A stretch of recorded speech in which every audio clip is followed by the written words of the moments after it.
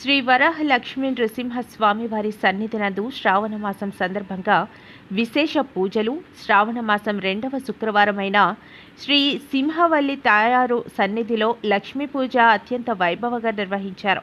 ఈ పూజా కార్యక్రమంలో అధిక సంఖ్యలో జంటలు పాల్గొని అమ్మవారు స్వామివారి కృప పొందారు.